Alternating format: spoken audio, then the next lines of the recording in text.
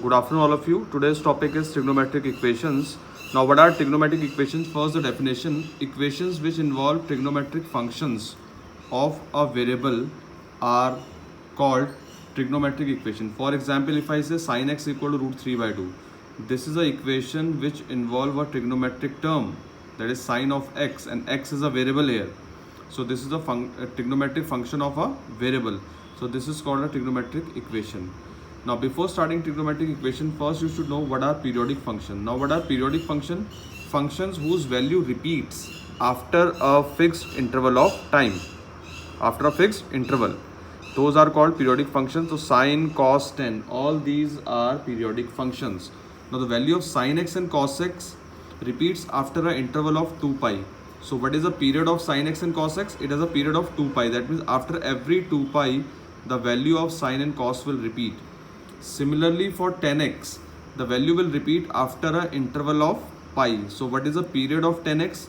Tan x has a period of pi and sin and cos x has a period of 2 pi. So the value of sin and cos will repeat after 2 pi and the value of tan will repeat after pi. Now next is principal solution. Basically in this we'll study two types of solution. One is the general solution.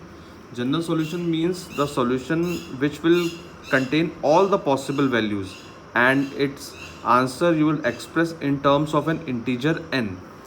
And second is the principal solution. Now the principal solution are those solutions which lie between in this range. That means the values of x are greater than or equal to 0 but less than 2 pi. So all those solutions which lie in this range are called principal solution. Whereas what are general solution? These are the expression which involve general solution. That means it will involve a general integer n and it will give all the solutions of a trigonometric equation. All, there will be infinite solutions, so all will be covered up in general. Whereas for principal solution, only those solutions you will take into consideration which lie in this range. That means which are greater than or equal to 0, less than 2 pi.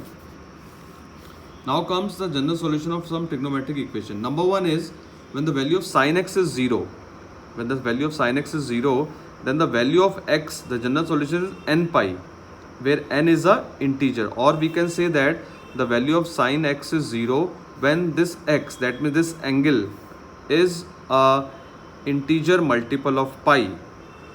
Pi is multiplied by what? An integer. What is n? N is a integer. Z means integer.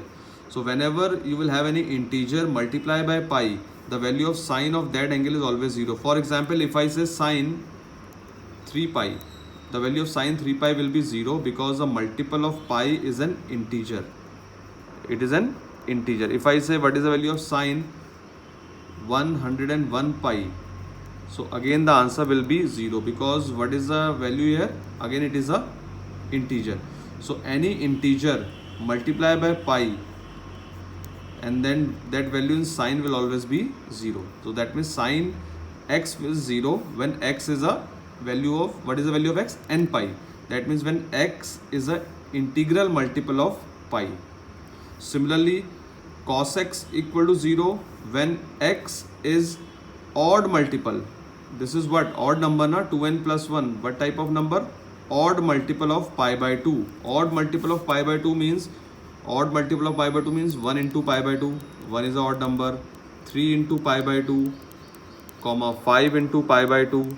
So if you take cos of those values, that is cos pi by 2, answer is always 0. Cos of 3 pi by 2 is again 0.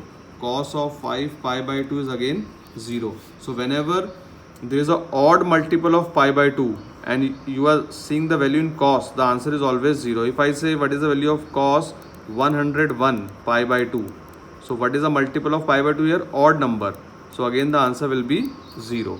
So whenever the value of cos x will be 0 when x is an odd multiple of pi by 2. Similarly for tan x equal to 0, x is always n pi. So these are very three important results.